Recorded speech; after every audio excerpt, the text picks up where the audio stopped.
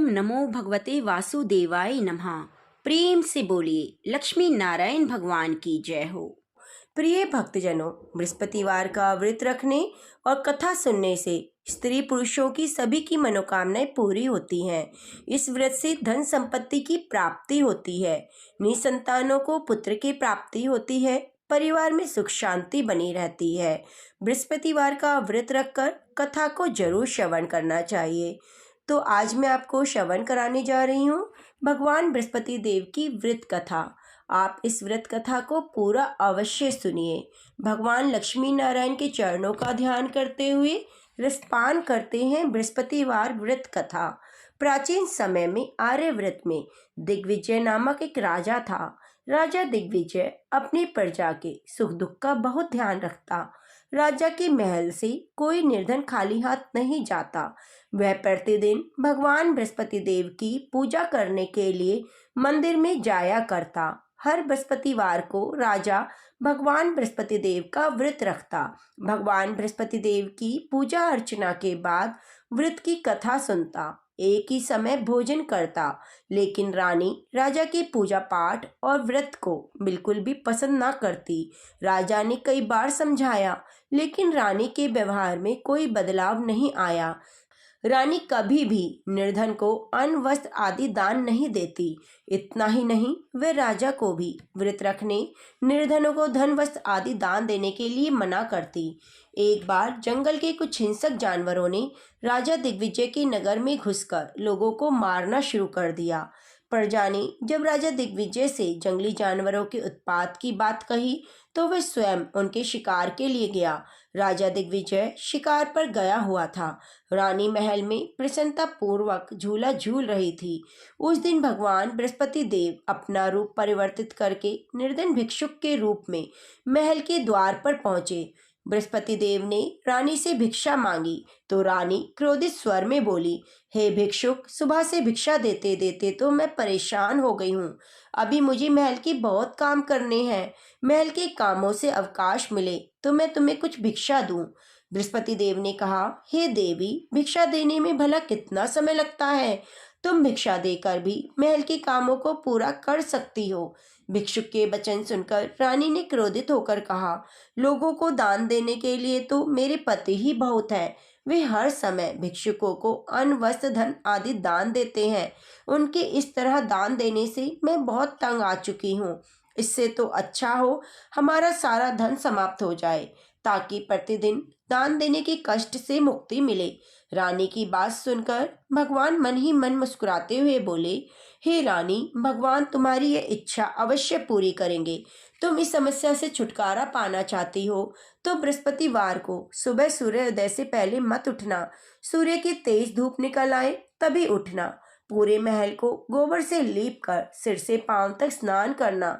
अपने लंबे बालों को अवश्य धोना। राजा से कहना वह बृहस्पतिवार को हजामत अवश्य बनाए। राजा को भोजन में मांस मदिरा अवश्य देना। निरंतर 7 बृहस्पतिवार करने से तुम्हें धन की मुसीबत से मुक्ति मिल जाएगी। इतना कहकर भिक्षुक का रूप धारण किए भगवान बृहस्पति देव कुछ दूर चलकर अदृश्य हो गए। रानी अपने पति की दान देने की आदत से बहुत परेशान हो चुकी थी, इसलिए कुछ सोचकर उसने परेशानी से छुटकारा पाने के लिए भिक्षुक की बताई बातों का पालन करने का निश्चय किया। राजा ने रानी को ऐसा ना करने के लिए कहा, लेकिन रानी तो अपनी जिद पर ही अड़ी रही। उसने राजा को धमकी दी, यदि तुमने मेरी कथा अनुसार काम नहीं किया तो मैं महल छोड़कर चली जाऊंगी। रानी की इस बात से राजा बहुत डर गया, क्योंकि रानी की महल छोड़ देने से पूरे राज्य में बदनामी हो सकती थी। विवश हो राजा को रानी की बात स्वीकार करनी पड़ी।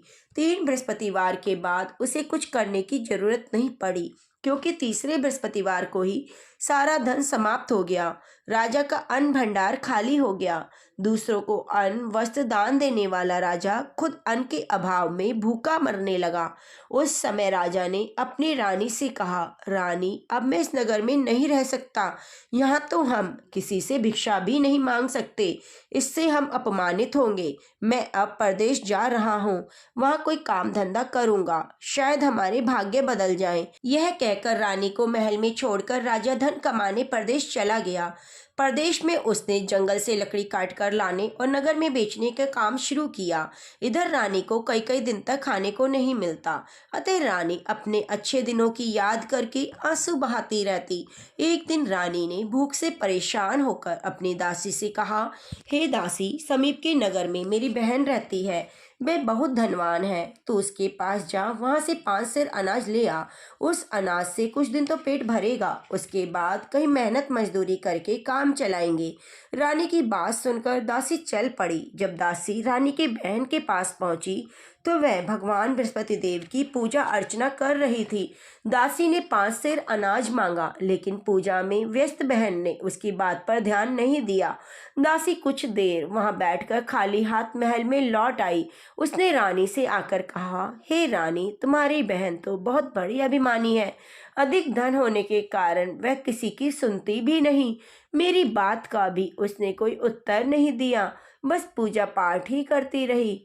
आखिर मुझे खाली हाथ ही लौटना पड़ा। रानी ने उदास मन से कहा, दासी, जब बुरे दिन आते हैं तो कोई सहायता नहीं करता, अपने भी मुंह मोड़ लेते हैं। ये सब हमारे भाग्य का दोष है।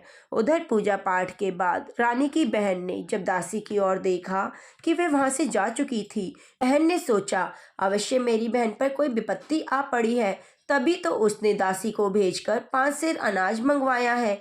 यह सोचकर वह एक घोड़ा गाड़ी पर सवार हो रानी से मिलने चल पड़ी। रानी के महल में पहुंचकर उसने कहा, बहन, मुझे क्षमा करना, जब तुम्हारी दासी आई थी उस समय मैं बृहस्पति देव की पूजा कर रही थी, इसलिए पूरी व्रत कथा सुने बिना मैं उठ नहीं सकती थी। भगवान विष्णु का पूजन समाप्त करके जब मैं उठी तो तुम्हारी दासी वहां से लौट आई। रानी ने बहन को सारी दुख भरी कहानी सुनाकर कहा, मैंने दासी को 5 सेर अनाज लाने के लिए भेजा था।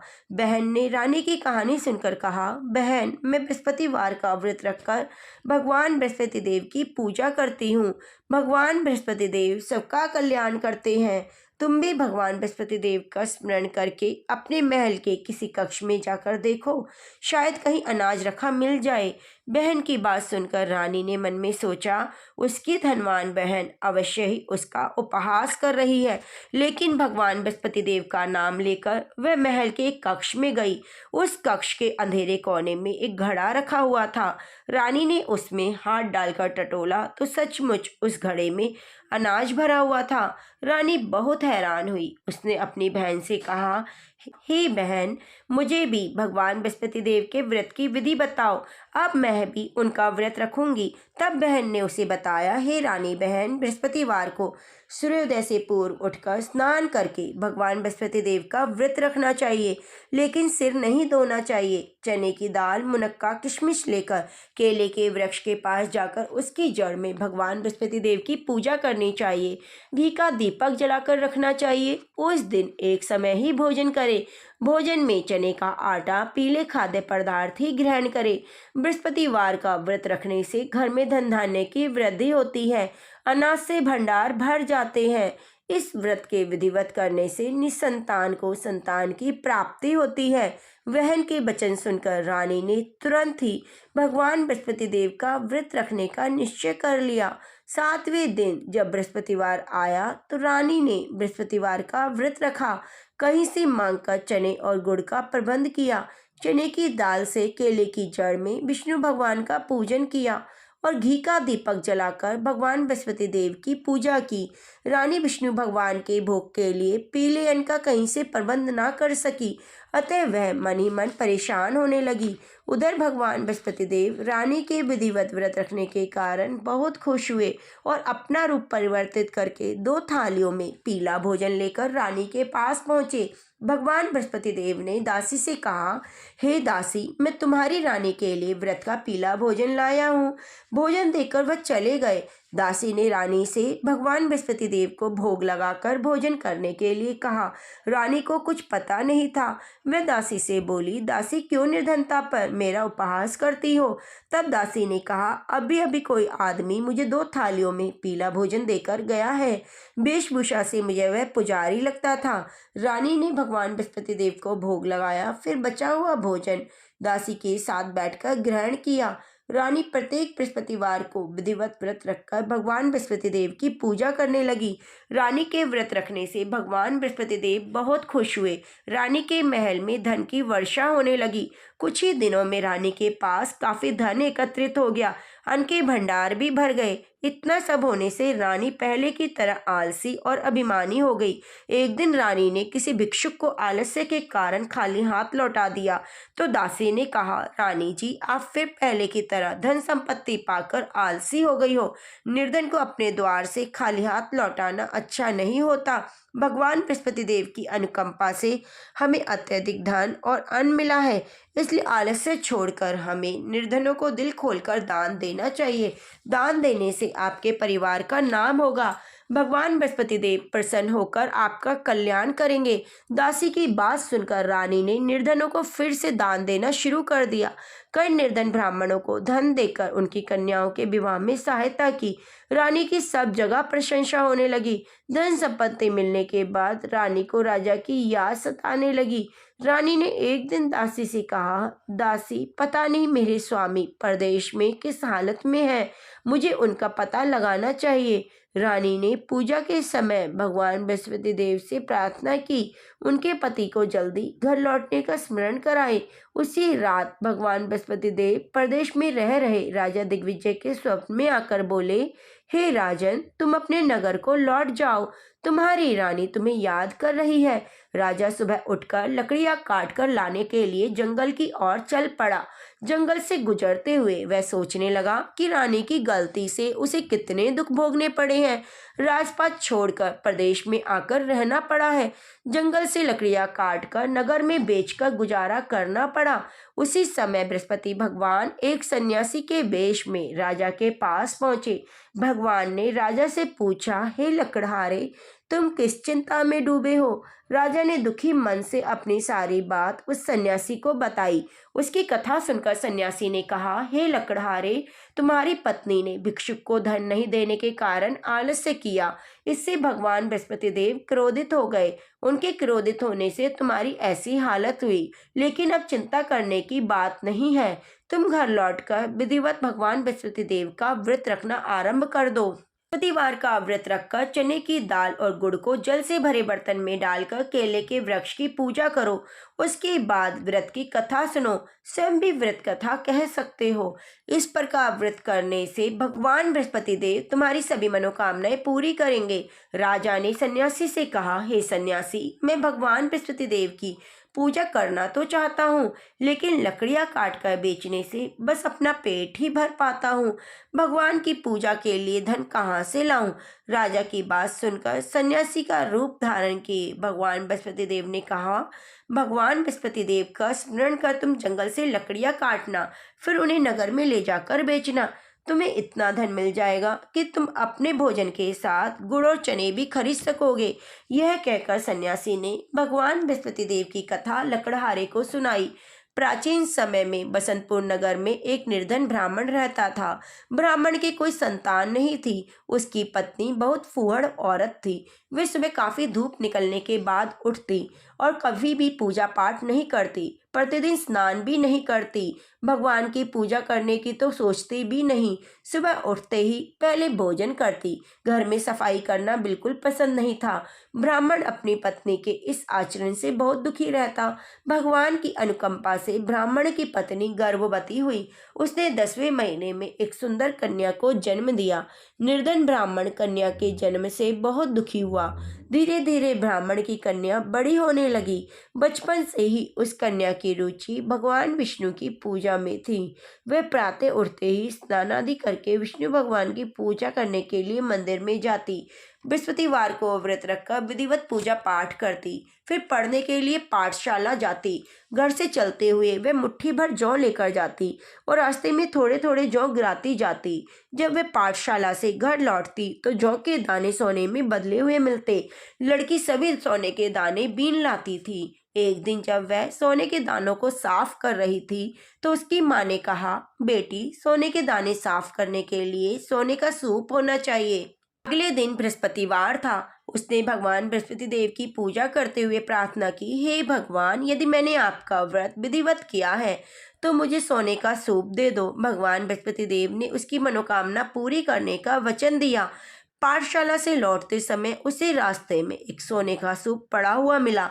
घर लौटकर सोने का सूप अपनी माँ को दिखाकर वह सोने के दाने साफ करने लगी। उस सुंदर लड़की को सोने के सूप में जौ साफ करते देख राजकुमार उस पर मोहित हो गया।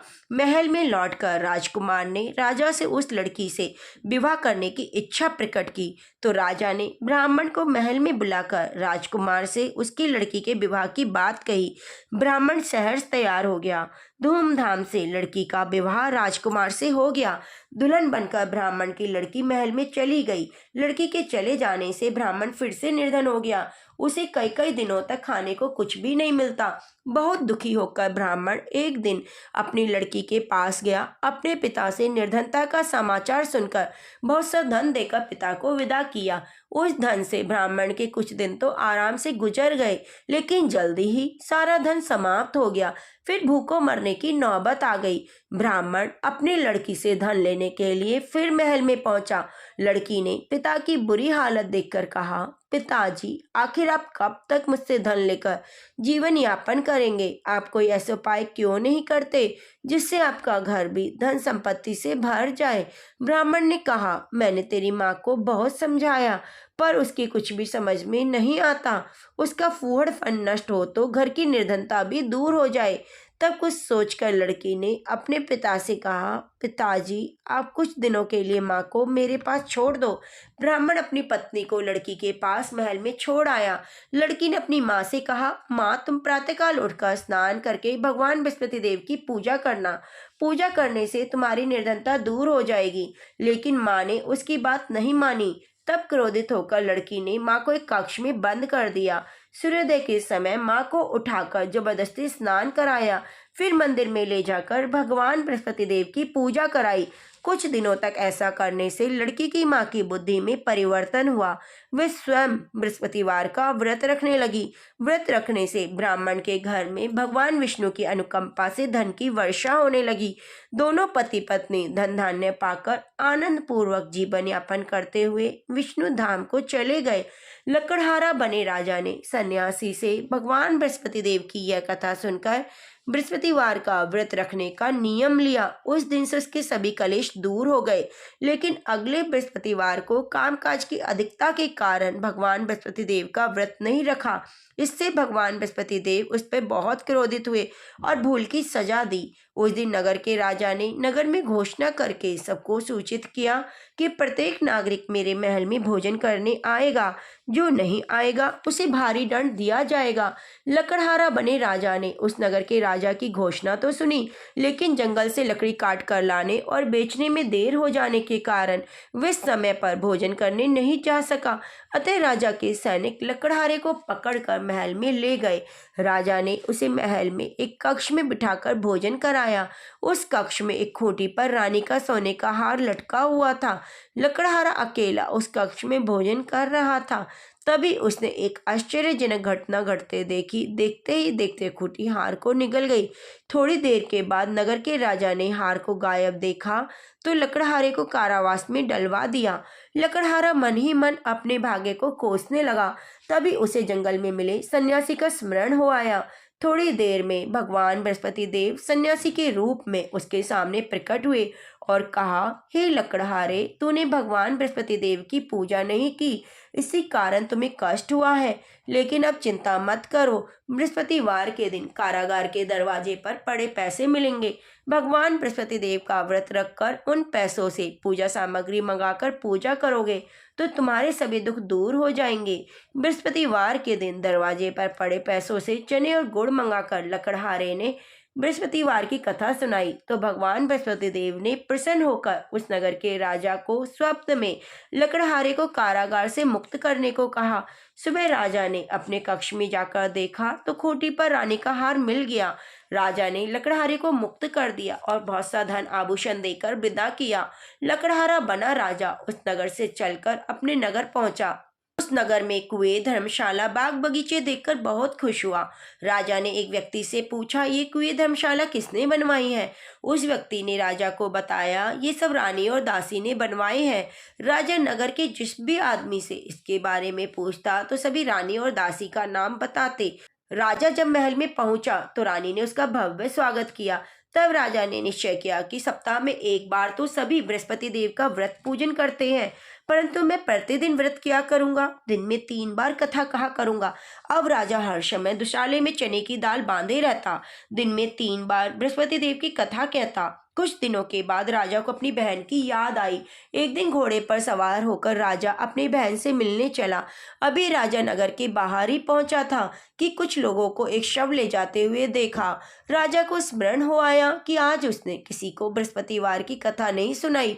राजा ने लोगों को रोककर कहा, अरे भैया, आप मेरा बृहस्पतिवार की कथा सुन लो शव ले जाने से पहले। तो लोगों ने क्रोधित होते हुए कहा, तुम पागल तो नहीं हो गए हो? लेकिन कुछ बूढ़े लोगों ने कहा, अच्छा भाई, कथा भी सुना लो, चलते चलते हम तुम्हारी कथा सुन लेंगे। राजा ने चलते हुए आधी कथा ही सुनाई थी कि शव हिलने लगा। राजा की पूरी कथा सुनते ही शव उठकर बैठ गया। लोगों ने हैरानी से दांतों तले अंगुली दबाई और बृहस्पतिवार के दिन भगवान बृहस्पति का व्रत रखने और कथा सुनने का निश्चय कर लिया।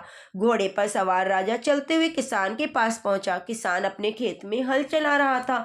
उसे देखकर राजा ने कहा, अरे भाई, मेरी बृहस्पतिवार की कथा सुन लो। किसान झुंझलाकर बोला, हे भाई, तुम देखते नहीं हो, जितनी देर में तुम्हारी कथा सुनूंगा उतनी देर में पूरे खेत में हल चला लूंगा। राजा निराश होकर चलने लगा। तभी किसान के बैल लड़खड़ाकर जमीन पर जा गिरे। किसान के पेट में जोरों का दर्द होने लगा। किसान की पत्नी जब खाना लेकर आई तो उसने किसान से इस बारे में पूछा। किसान ने घुड़सवार की पूरी कहानी सुनाई। किसान की पत्नी दौड़ती हुई राजा के पास पहुंचकर हाथ जोड़कर बोली, भैया, मैं तुम्हारी कथा सुनने को तैयार हूँ। राजा ने उसके खेत पर पहुंचकर बृहस्पतिवार की कथा सुनाई। कथा समाप्त होते ही बैल उठकर खड़े हो गए। किसान के पेट का दर्द भी ठीक हो गया। राजा बहन के घर पहुंचा तो उसकी बहुत आबा भगत हुई। अगले दिन सुबह उठकर राजा ने देखा घर के सभी लोग भोजन कर रहे हैं। किसी भूखे को बृहस्पतिवार की कथा सुनाए बिना राजा भोजन नहीं करता था। उसने बहन से कहा, बहन, घर में क्या ऐसा व्यक्ति है जिसने अभी तक भोजन ना किया हो? उसकी बहन बोली, भैया, हमारे घर में तो क्या, पूरे नगर में कोई ऐसा व्यक्ति नहीं मिलेगा जिसने सुबह सुबह भोजन ना किया हो। तब राजा ने बहन के घर से निकलकर उस नगर में बिना भोजन किए व्यक्ति की तलाश की। एक गडरिये के घर में उसका बेटा बीमार होने के कारण भूखा रह गया था। राजा ने उस बेटे को जाकर बृहस्पतिवार की कथा सुनाई। कथा सुनते सुनते ही गडरिये का बीमार बेटा ठीक हो गया। सबने राजा की बहुत प्रशंसा की। एक दिन राजा ने अपनी बहन से कहा, बहन, हम घर को जाना चाहते हैं, तुम भी मेरे साथ चलो, कुछ दिन वहां रहकर लौट आना। राजा की बहन ने अपनी सास से पूछा तो सास ने ताने देते हुए कहा, बहू, मायके जाना, अकेली जाना, मेरे पोतों को नहीं लेके जाना। तुम्हारे भाई के कोई संतान नहीं है, कहीं तुम्हारी भाभी मेरे पोतों पर कोई जादू टोना ना कर दे। दूसरे कक्ष में बहन की सास की बात सुनकर राजा बहुत दुखी हुआ। अकेला ही अपने नगर को लौट पड़ा। अब वह नगर में पहुंचा तो रानी ने राजा से कहा, आप तो अपनी बहन को लाने गए थे, फिर बहन को क्यों नहीं लाए? राजा ने दुखी होते हुए कहा, हे रानी, हम निसंतान है, हमारे घर कोई आना पसंद नहीं करता। रानी ने राजा को समझाया, हे प्राणनाथ, हमें बृहस्पति देव ने सब कुछ दिया है, अब भगवान बृहस्पति देव हमें संतान भी अवश्य देंगे। बृहस्पतिवार को विधिवत व्रत रखते हुए राजा रानी ने भगवान बृहस्पति देव से संतान के लिए प्रार्थना की। कुछ ही दिनों में उन्होंने स्वप्न में दर्शन देते हुए कहा, हे राजन, तेरी मनोकामना पूरी होगी। एक सप्ताह बाद रानी गर्भवती हुई। 10वें महीने के आरंभ में एक सुंदर पुत्र को जन्म दिया। राजा रानी जीवन पर्यंत बृहस्पतिवार का व्रत रखते रहे। उनके घर में धन की वर्षा होती रही। आनंद पूर्वक जीवन यापन करते हुए राजा रानी भगवान बृहस्पति देव की अनुकंपा से मोक्ष को प्राप्त कर बैकुंठ धाम को गए। बृहस्पतिवार को विधिवत व्रत रखकर जो स्त्री पुरुष भगवान विष्णु की पूजा करता है, भगवान उसकी सभी मनोकामनाएं पूरी करते हैं। तो प्रेम से बोलिए, विष्णु भगवान की जय हो, लक्ष्मी मैया की जय हो, श्रीमन नारायण नारायण हरि हरि। तो प्रेम से बोलो, श्रीमन नारायण नारायण हरि हरि। लक्ष्मी नारायण भगवान की जय हो, सत्यनारायण भगवान की जय हो, बृहस्पति देव की जय हो। प्रिय भक्तजनों, अब श्रवण करते हैं बृहस्पति देव की आरती। जय बृहस्पति देवा स्वामी, जय बृहस्पति देवा, छिन्न छिन्न भोग लगाओ कदली फल मेवा। ओम जय बृहस्पति देवा। तुम्हें पूर्ण परमात्मा, तुम्हें अंतर्यामी स्वामी, तुम्हें अंतर्यामी। जगत पिता जगदीश्वर, तुम सबके स्वामी। ओम जय बृहस्पति देवा। चरणामत निज निर्मल, सभी पातकी हरता स्वामी, सभी पातकी हरता। सकल मनोरथ दायक, कृपा करो भरता। ओम जय बृहस्पति देवा। तन मन धन अर्पण करे, जो जन शरण पड़े स्वामी, जो जन शरण पड़े। प्रभु प्रकट तभी हो करे, आ करे द्वारे खड़े। ओम जय बृहस्पति देवा। दीन दयाल दयानिधि, भक्तन हितकारी स्वामी, भक्तन हितकारी। पाप दोष सभी हरता, भव बंधन हारी। ओम जय बृहस्पति देवा। सकल मनोरथ दायक, सब संशय हारी स्वामी, सब संशय हारी। विषय विकारी मिटाओ, संतन सुखकारी। ओम जय बृहस्पति देवा। जो कोई आरती तेरी प्रेम सहित गावे स्वामी, प्रेम सहित गावे। जेठानंदी आनंद कर, सो निश्चय फल पावे। ओम जय बृहस्पति देवा। सब बोलो विष्णु भगवान की जय हो, बृहस्पति देव की जय हो। शांतिकारं भुजंगशयनं पद्मनाभं सुरेशं, विश्वधारं गगन सदृशं मेघवर्णं शुभांगं, लक्ष्मीकान्तं कमलनयनं योगविद्यानिगम्यं, वंदे विष्णुं भवभयहरणं सर्वलोकैकनाथं। प्रिय भक्तजनों, आप सभी पर भगवान बृहस्पति देव विष्णु भगवान की कृपा बनी रहे।